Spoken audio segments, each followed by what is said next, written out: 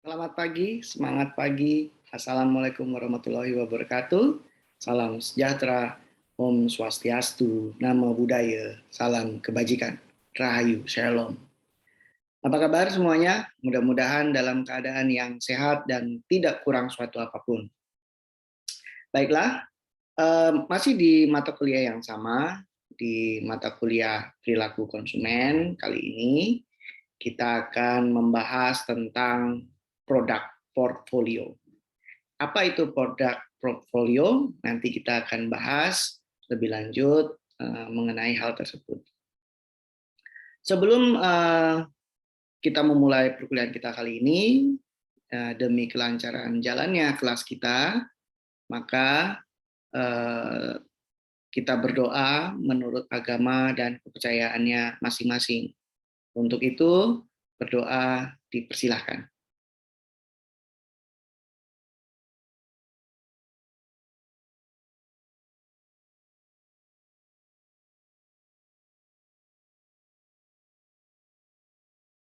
Baiklah, terima kasih. Semoga kalian dalam keadaan yang prima sekali hari ini dan siap untuk mengikuti paparan perkuliahan kita kali ini. Baiklah, kali ini kita akan membahas tentang produk portfolio. Apa itu produk portfolio? Nah, produk portfolio bisa dikatakan adalah ya salah satu bentuk produk di mana produk tersebut akan menyajikan tidak hanya produknya tetapi juga kemasan dan juga mungkin ingredients yang ada di dalam produk itu.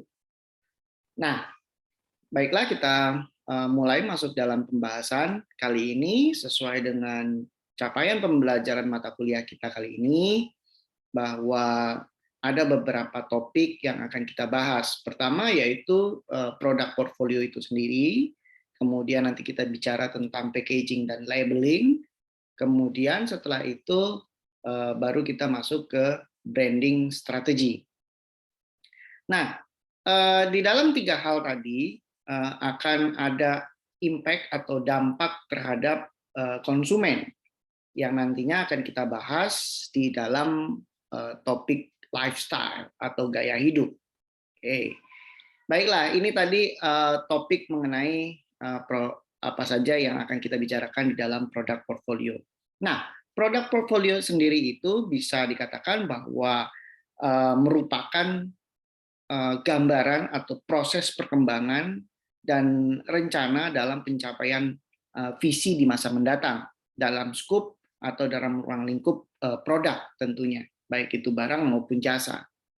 Nah, portofolio ini disusun berdasarkan evaluasi diri ya atau juga suatu analisis, bisa menggunakan SWOT analisis ya atau juga yang lainnya. Ya, ada fishbone, kemudian juga bisa melalui BCG analysis atau Boston Consulting Group analysis, atau juga pakai analisis-analisis yang lainnya. Serta juga mencakup informasi komprehensif tentang indikator kinerja kunci atau KPI yang akan dinilai di dalam produk itu. Nah, ini tadi produk portfolio. Nah, sedikit saya akan mengingatkan kalian, walaupun sudah mungkin ada di mata kuliah pengantar pemasaran atau pengantar bisnis juga ada. Ini sering sekali dibahas di dalam kelas, yaitu product life cycle. Nah, di mana product life cycle ini merupakan siklus hidup produk. Apa hubungannya dengan portofolio produk? Nah, hubungannya sangat erat sekali. Karena nanti ketika nanti produk life cycle ini sudah mengalami pendewasaan, maka biasanya nanti perusahaan melakukan pengembangan-pengembangan ataupun inovasi-inovasi, sehingga ada proses-proses yang dilalui oleh si produk ini tadi untuk menjadi produk N yang bisa diterima oleh masyarakat gitu ya. Nah, Adapun produk life cycle atau siklus hidup produk ini dilihat dari dua faktor, yaitu faktor time ya, atau faktor waktu. Kita lihat bisa di bawah ini adalah faktor waktu. Kemudian juga ada faktor penjualan. Nah, ketika suatu produk itu dipasarkan, maka tahapan yang akan atau fase yang akan dilalui adalah fase introduction atau pengenalan. Ya. Nah, di pengenalan ini sendiri bahwa biasanya suatu produk ini belum bisa dikatakan untung 100% bagi perusahaan dalam sisi penjualan. Mengapa demikian? Karena tingginya biaya promosi, kemudian juga tingginya faktor-faktor produksi pada waktu awal, juga kuantiti yang diproduksi pada waktu awal-awal produk ini dipasarkan, ini masih dikatakan belum memiliki gain keuntungan yang cukup tinggi. Nah, biasanya garis kurvanya ini agak melandai turun ya, bahkan bisa turun sekali ke titik minus gitu, karena kita biasanya di awal itu masih rugi ya. Nah, sejalan dengan tahapan introduction, kemudian kita bisa lihat ketika produk ini terus dijual dan masyarakat sudah mulai mengenal produk kita. Nah, kemudian kalau sudah mengenal, maka biasanya suatu produk yang bisa diterima oleh masyarakat ini grafiknya mengalami kenaikan. Ya. Nah, ini fase ini bisa dikatakan fase growth ya, atau pertumbuhan. Nah, kemudian ketika produk ini sangat digemari atau juga bisa memenuhi kebutuhan dan keinginan dari konsumen, maka penjualannya tadi itu bisa dikatakan makin tinggi. Nah, ketika suatu produk ini makin tinggi tingkat pembeliannya atau tingkat penjualannya, maka makin tinggi juga profit yang dihasilkan oleh suatu perusahaan. Tetapi mari kita lihat, biasanya perusahaan ketika sudah ada di tahap maturity atau kedewasaan suatu produk, perusahaan biasanya sering lupa, ya. Mereka asik jualan aja, tetapi tidak mau mendengarkan konsumennya.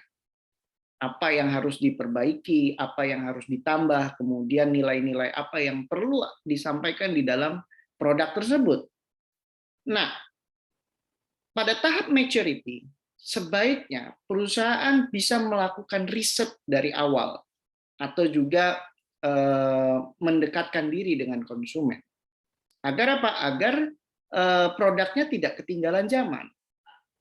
Nah, ketika produknya tidak ketinggalan zaman atau juga baik itu barang maupun jasa, ini jangan sampai perusahaan terlena dan tidak melakukan inovasi-inovasi untuk mengembangkan produknya, baik itu barang maupun jasa. Nah, ketika nanti perusahaan tidak lagi, atau keenakan lah bahasanya ya, keenakan dengan penerimaan profit yang tinggi, sehingga lupa akan inovasi-inovasi ataupun pengembangan-pengembangan yang lain. Ini bisa perusahaan jatuh pada grafik declining atau penurunan. Ini jangan sampai ini terjadi. Ketika ini terjadi, maka nanti perusahaan akan mengalami kesulitan dan juga mengalami perubahan-perubahan yang tidak menguntungkan bagi perusahaan. Nah, mari kita lihat bersama bahwa inilah konsep dari siklus hidup suatu produk. Jadi ada 4 fase yang akan dilalui dalam siklus hidup produk. Pertama adalah fase pengenalan atau introduction, kemudian pertumbuhan, growth, kemudian pendewasaan produk atau maturity, dan yang berikutnya adalah tahap di mana perusahaan mengalami penurunan atau declining. Gitu kira-kira. Nah, ini adalah product life cycle yang biasa kita dengar sehari-hari di dalam bidang marketing khususnya. Nah, baiklah, saya akan lanjut. Ini adalah proses di mana produk direncanakan, ya, sampai dengan dipasarkan tentunya. Nah, di dalam produk portfolio proses, pertama, perusahaan ini harus melakukan perencanaan-perencanaan yang sifatnya lebih visioner, ya. Kemudian apa namanya?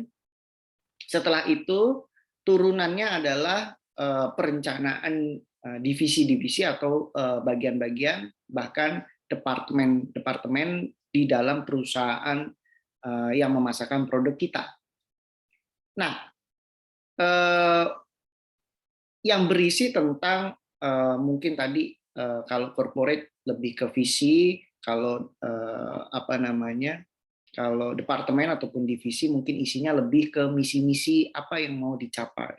Kemudian baru masuk ke business planning. Business planning ini yang seperti apa? Business planning ini apa yang kira-kira menjadi suatu keunggulan suatu produk yang kita jual, serta ujungnya nanti juga kira-kira profit atau tidak gitu ya, dilihat dari profitability apa namanya suatu produk. Baru nanti perlu lagi perencanaan produknya seperti apa. Nah, ini biasanya lebih teknis lagi di bawahnya. Nah, ini adalah tahapan perencanaan, ya, baik dari tahap perencanaan corporate, kemudian divisi ataupun departemen, turun lagi ke bisnis dan sampai ke product planning yang sifatnya lebih teknis. Kemudian ketika kita menjalankan atau mengimplementasi, jangan lupa bahwa rencana-rencana yang sudah direncanakan di awal, ya, ini akan diturunkan pada tahap implementasi, baik yang mengerjakan apa dan siapa yang mengerjakan apa, ya, kemudian bagaimana mengerjakannya, serta kapan dan di mana mengerjakannya, ini harus benar-benar diimplementasikan dengan baik, gitu ya. Nah, organizing and implementing ini di semua lini di dalam suatu perusahaan, sehingga semua pihak ini terlibat di dalam implementasi apa namanya perencanaan maupun perancangan suatu produk, gitu ya. Kemudian setelah itu, setelah diimplementasikan, baik itu dari perencanaan produk hingga memasarkan produk, membuat dan memasarkan produk, jangan lupa kita juga memeriksa, ya, atau juga mengkontrol kira-kira dari sisi quality maupun dari assurance, ya, atau penjaminan, ini juga harus kita apa namanya lakukan. Supaya apa? Supaya kita bisa tahu dan mendapatkan analisa-analisa atau mendapatkan solusi-solusi bagi produk yang kita tawarkan. Apakah produk tadi sudah bisa menjawab kebutuhan pasar atau kebutuhan masyarakat, baik itu secara kebutuhannya ataupun juga keinginannya. Nah, baru nanti ketika ada kekurangan-kekurangan dari desain suatu produk ataupun dari kemasan atau apa saja yang berkaitan dengan produk yang kita pasarkan, baru kita nanti melakukan koreksi-koreksi terhadap produk yang kita pasarkan, gitu ya, melalui riset-riset yang harus dilakukan oleh perusahaan. Nah, ini tadi adalah proses dari produk, ya, atau bisa dikatakan adalah product portfolio process. Nah, kali ini saya akan membawa kalian semua untuk bisa sedikit mengenal tentang Starbucks. Saya rasa semuanya tahu lah ya, Starbucks kopi yang ya bisa dikatakan premium. Nah, sebelumnya Starbucks pada tahun 1971 ini menggunakan logo ya, yang kita lihat di paling sebelah kiri dengan warna coklat gitu ya. Yang masih bisa dikatakan bahwa logonya masih klasik gitu ya. Kemudian apa namanya di tahun 87 kita juga lihat masih agak retro ya logonya. Kemudian di tahun 92 ini mulai sudah agak modern, dan sampai dengan saat ini kita melihat logo Starbucks adalah logo yang paling gelas paling besar atau paling depan di dekat layar kita di tahun 2011 sampai dengan saat ini. Inilah apa namanya bisa dikatakan bahwa Starbucks melakukan evolusi secara bisa dikatakan besar-besaran ya, baik tidak hanya produk tetapi juga image dari logo, kemudian image dari perusahaan, dan juga image konsumennya. Nah, kali ini manajemen portofolio adalah di mana proses pembuatan keputusan dari suatu perusahaan dalam melakukan evaluasi atas produk-produk yang dimiliki yang selalu dilakukan secara sustainable ya. Nah, dengan menggunakan evaluasi-evaluasi yang sudah dilakukan dari kinerja suatu produk yang diukur melalui penjualan produk, kemudian juga pasar yang dilayani ya, apakah kita masuk ke pasar yang niche atau juga kita market leader, maupun juga bisa dilihat dari keuntungan yang diperoleh. Nah, pengukuran kinerja produk ini bisa dilengkapi dengan kepuasan pelanggan atas produk tersebut. Sejauh mana pelanggan menikmati produk yang kita tawarkan, merasa puas, baik itu dipuaskan secara kebutuhannya maupun keinginannya. Nah, ini tadi adalah penjelasan dari manajemen portofolio. Nah, portofolio produk di dalam new development pada saat ini erat sekali hubungannya dengan produk baru dalam suatu bisnis. Nah, bisa dikatakan saat melakukan pengembangan produk baru atau new product development, maka kita bisa memperhatikan portofolio produk yang kita punya sebagai acuan awal untuk produk yang sedang dalam proses pengembangan, ya, baik dari segi product improvement, kemudian product modification, hingga sampai nanti ada new product, gitu, ada atau lahirnya sebuah produk baru. Nah, di sini kita bisa lihat bahwa bisa kita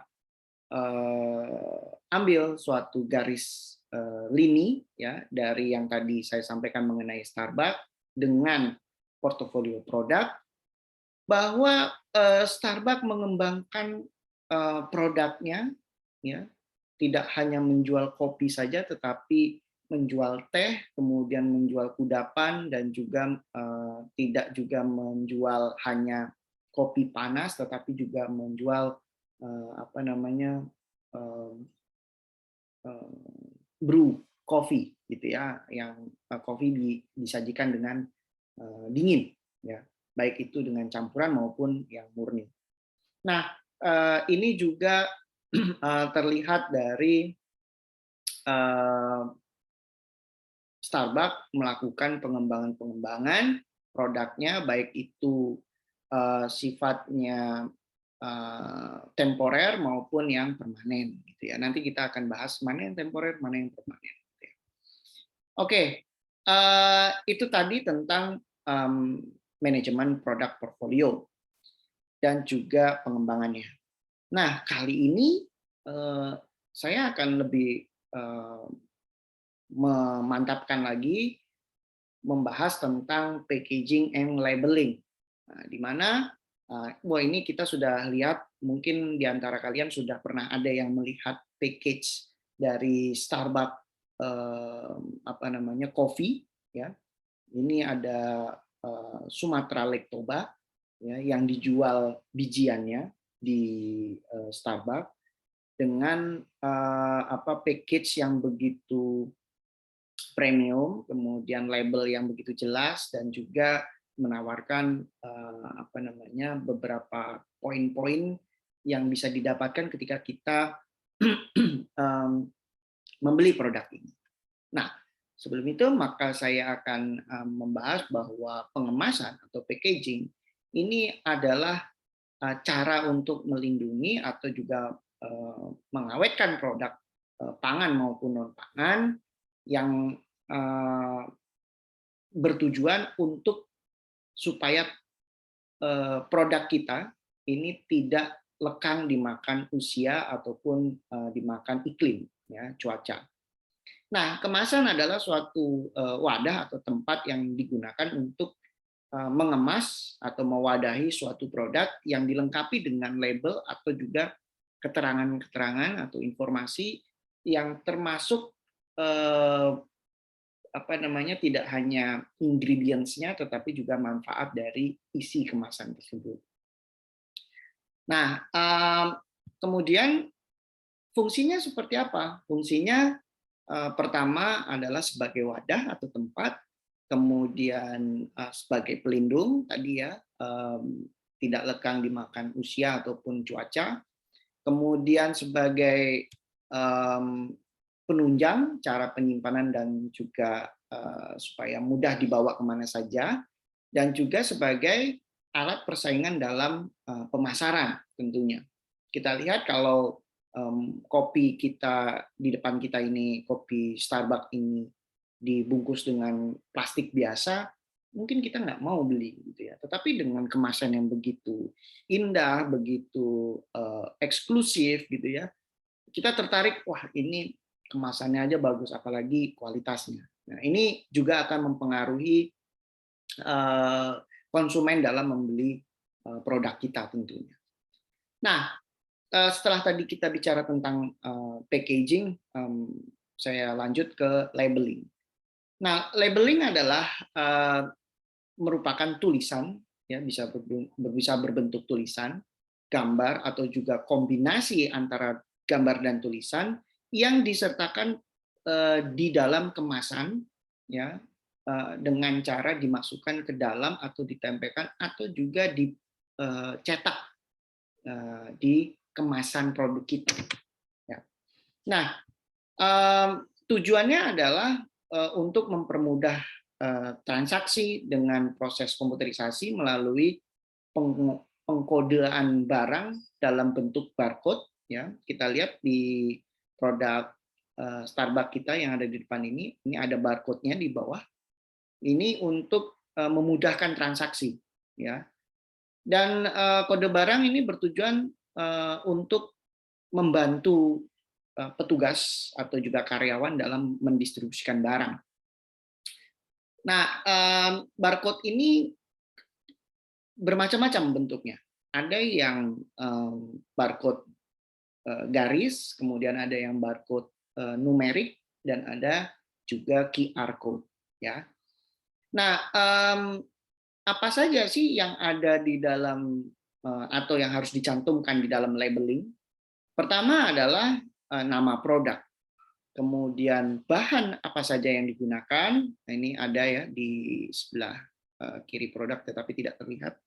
Kemudian berat bersihnya berapa, kemudian nama dan alamat produsen ini harus dicantumkan, kemudian juga keterangan halal bagi makanan mungkin ya, kalau mungkin BP POM juga ya, bukan hanya halal. Kemudian keterangan tentang tanggal bulan diproduksi dan juga expired date gitu. Nah, aturan ini sebetulnya biasa dilakukan di dalam memasarkan suatu produk. Tetapi di Indonesia lebih dikuatkan lagi melalui Undang-Undang Nomor 7 Tahun 96 tentang pangan yang sekurang-kurangnya harus mencantumkan 6 hal ini gitu ya, sehingga nanti konsumen dalam mengkonsumsi produk kita tidak mengalami kebingungan, tidak mengalami kekurangan informasi dalam mengkonsumsi produk kita.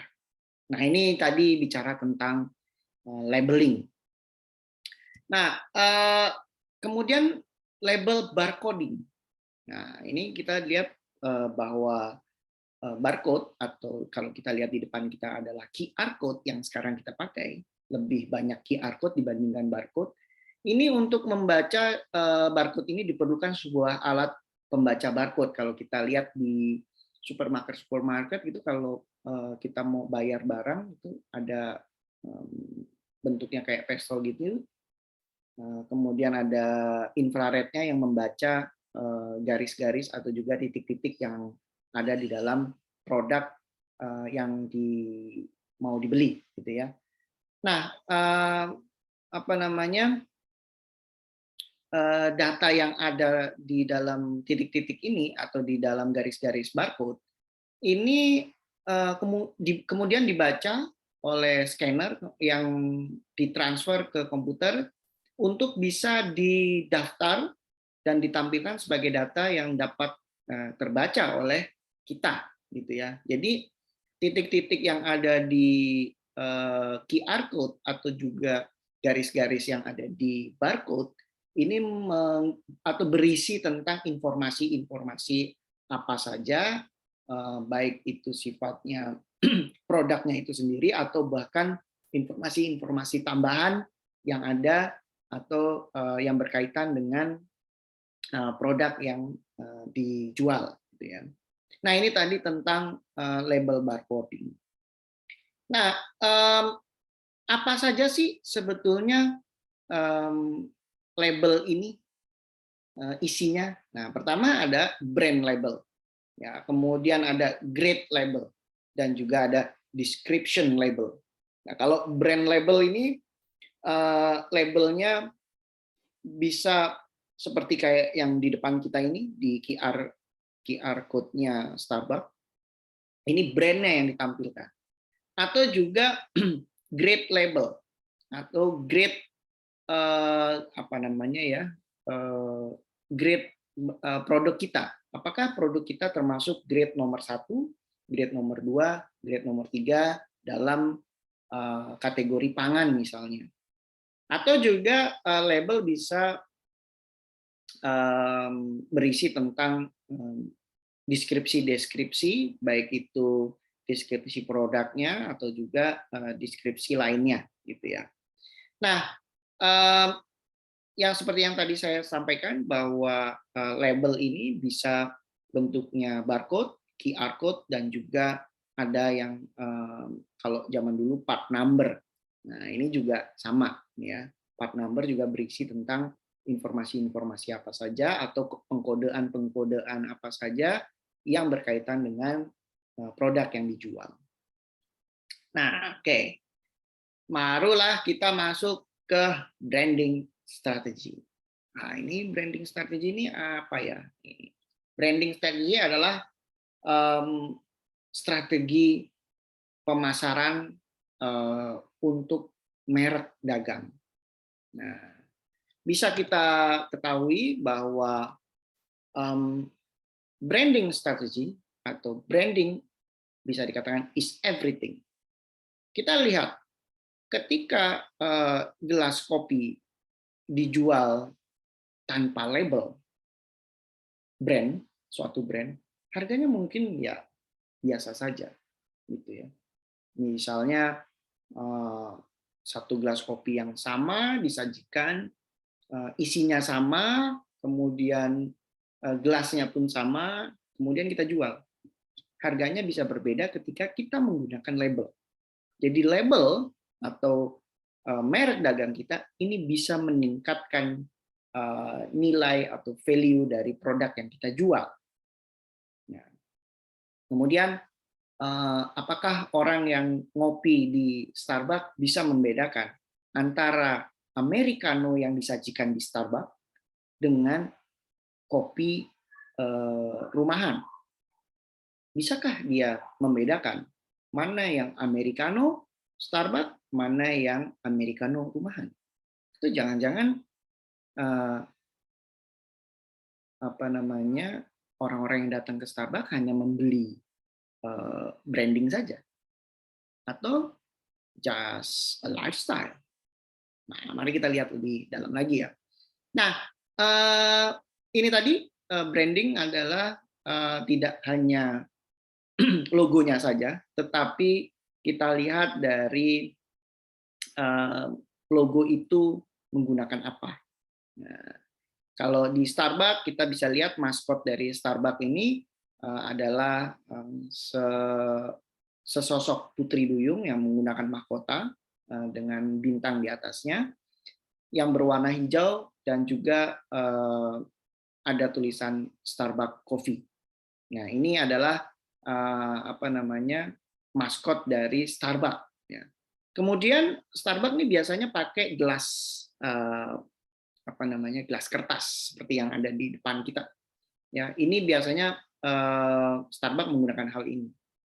Nah, ini udah Starbucks banget nih, warnanya putih, kemudian logonya warna hijau. Ya. Kemudian juga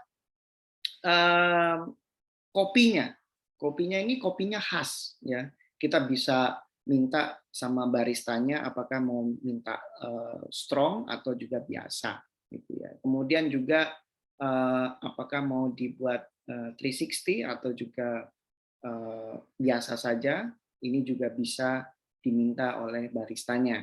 Mungkin banyak kalian yang tidak tahu ya kalau di Starbucks itu bisa minta 360. Kemudian kita bisa meminta lagi apakah mau disajikan secara espresso atau juga mix gitu ya. Nah, kemudian biasanya tidak hanya terbuka saja, ini ada tutupnya. Tutup gelas Starbucks ini identik sekali supaya tidak bisa tumpah ke baju kita kalau kita sedang meminumnya. Ada lubang kecil yang untuk bisa menyeruput. Waduh, kalau kopi menyeruput ya. Menyeruput kopi supaya tidak tumpah. Nah, ini adalah satu kesatuan package dari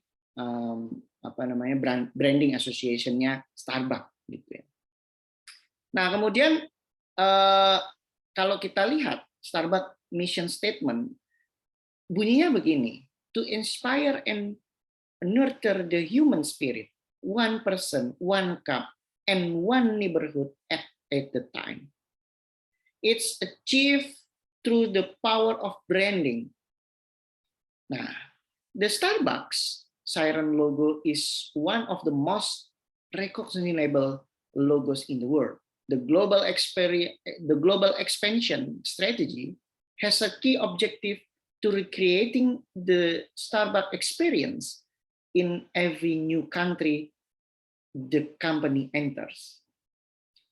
This essentially result in a similar kind of experience in its stores, whether it is located in United Kingdom, United States of America, New Mexico, Moscow, Tokyo, or Shanghai. You pay a premium for a Starbucks experience. Well, berarti udah jelas nih. Kalau kata Starbucks, kita menyajikan kopi yang premium. Tidak sama dengan kopi-kopi yang lain ditawarkan di kafe-kafe. Gitu. So, dengan kepremiumannya atau dengan menyatakan bahwa saya menjual kopi premium, ya, ini yang menjadi keunggulan dari Starbucks dalam menyajikan kopi. Sudah jelas bahwa kalau kita lihat ada yang namanya Starling, ya, Starbucks Keliling. Starling itu satu kopi gelas sama gitu ya. Itu kopinya paling kopi merek kapal api yang dijual dengan air panas di dalam gelas cup kecil gitu ya, seharga ya bisa dikatakan 5.000-an, 3.000 atau 5.000-an.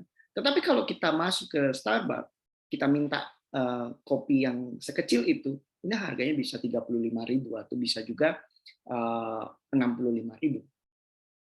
Luar biasa bukan bedanya? Jauh sekali.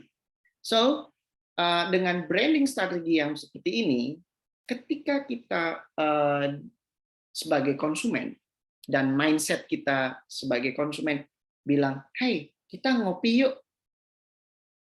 Ini jawabannya mereka pasti udah ke Starbucks ya, gitu. Wah, ini berarti orang ini sudah kena di state of mind-nya, konsumen, bahwa when I say coffee and then you say Starbucks. Jadi ketika yuk ngopi yuk gitu, teman-teman kita akan membalas pertanyaan kita atau menjawab ke Starbucks ya. Wah, ini luar biasa. Berarti Starbucks sudah membranding luar biasa di state of mind of customer gitu ya. Nah, kemudian kita lihat lagi branding strateginya yang seperti apa nih? Ya, kalau kita lihat di sini ada Prisma strategi atau strategi Prisma dari Starbucks.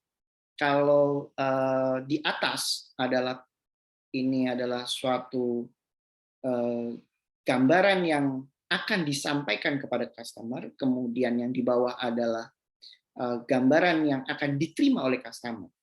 Kemudian yang di sebelah kanan ini adalah internalization atau faktor-faktor internal, kalau yang di sebelah kiri adalah faktor eksternal gitu atau externalization.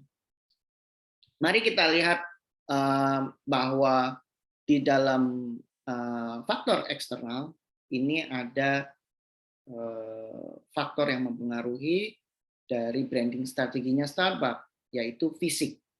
Fisiknya seperti apa? Nah, ini fisiknya bisa kita lihat kualitasnya, ya. Kemudian kopinya nih macam-macam nggak? Americano doang atau yang lainnya juga ada Sumatera ya, ada Meksiko dan lainnya. Nah, ini kalau makin banyak variannya, maka dia bisa dikatakan secara fisik dia bisa membuat konsumen merasa puas dengan pilihannya sendiri. Nah, kemudian juga kita lihat juga rasanya bagaimana. Ya, rasa kopinya, apakah kopinya ini benar-benar berkualitas sampai kita tercengang gitu, wah ini kopi enak banget gitu, begitu nyeruput tuh langsung melek matanya gitu. Nah, kalau nggak melek tumpah nanti ya. Oke, kemudian juga tidak hanya kopinya ya, bahwa apakah ruangan di gerai Starbucks-nya cukup menjanjikan, atmosfernya cukup menyenangkan atau cukup cozy, dan juga apakah nuansa hijaunya tetap kental atau tidak di dalam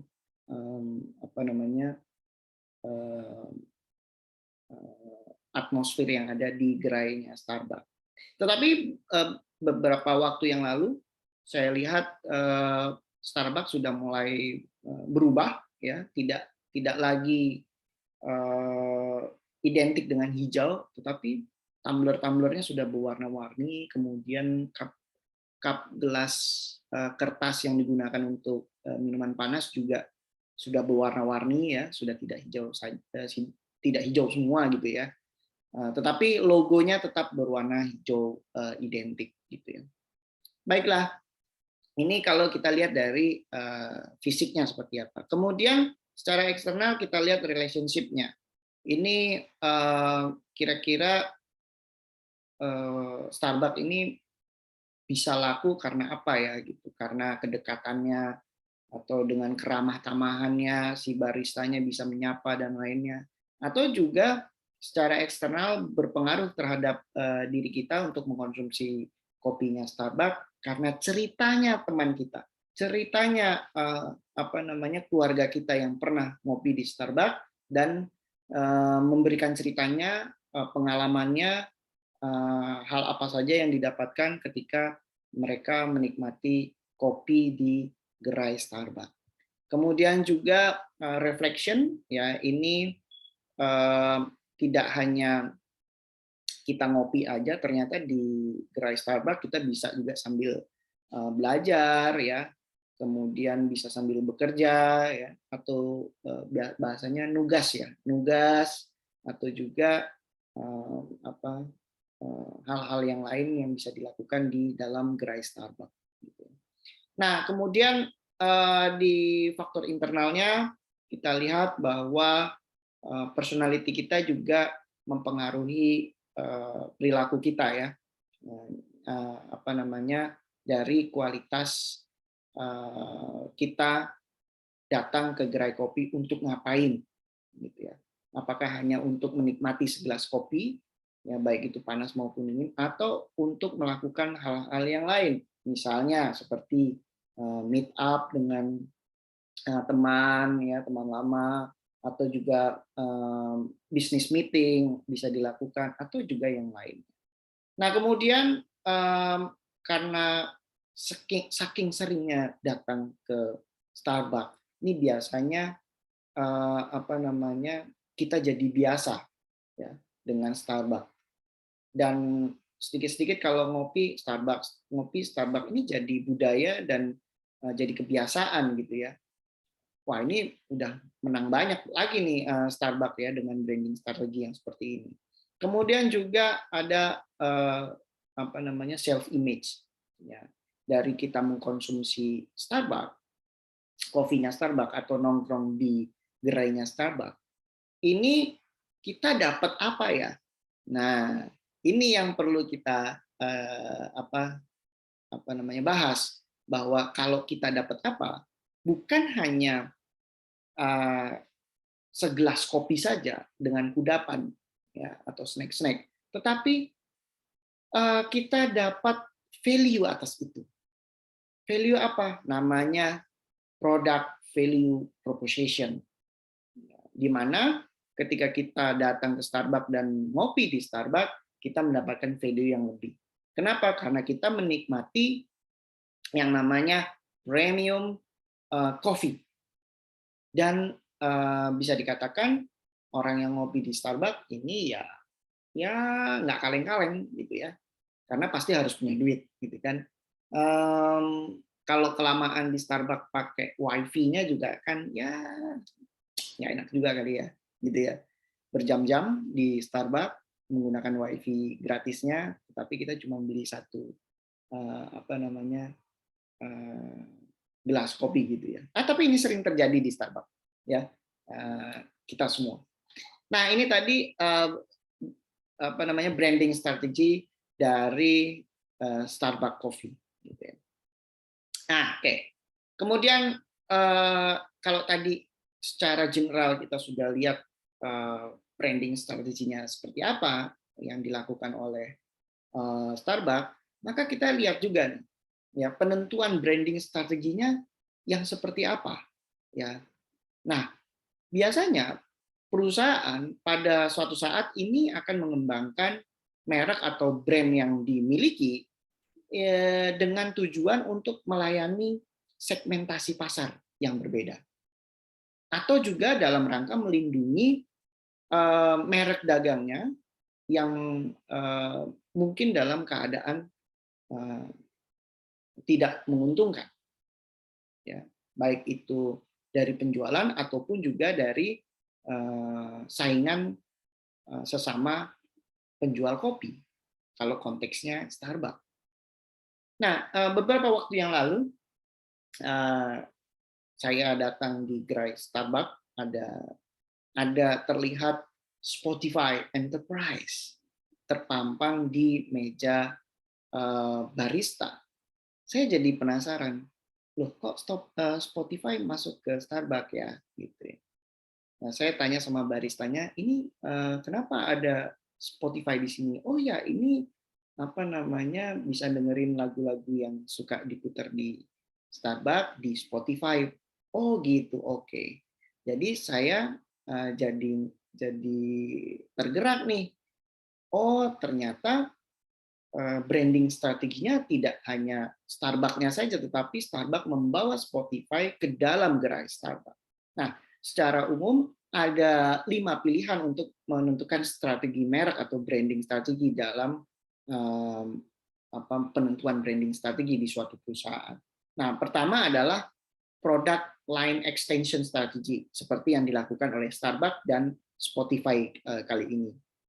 Kemudian juga ada brand extension strategy, dan ada co-branding strategy, multi-brand strategy, dan juga new brand strategy. Jadi yang diharapkan adalah semua pemasar atau semua perusahaan yang memasarkan produknya bisa melakukan ekstensifikasi dari lini produk yang yang dimiliki, ya, atau juga mengekstensikan merek dagang yang dimiliki, dan atau kerjasama, ya, kerjasama antara merek yang satu dengan merek yang lain menjual barang yang sama, gitu ya, atau co-branding strategy, atau juga multi brand strategy, ya. Biasanya ada kalau kita ingat ada Gojek dan juga Tokopedia. Nah, ini kan sekarang jadi satu, ya, jadi multi brand strategy, gitu kan, jadi GoTo, ya, dengan semangat GoTo atau gotong royong. Nah, ini juga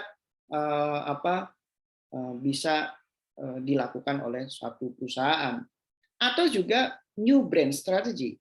Kalau bisa kita lihat bahwa merek dagang kita sudah tidak diinginkan lagi, atau ingin merubah image dari brand kita, ini kita bisa melakukan new brand strategy dengan mengganti brand, dengan mengganti logo, seperti tadi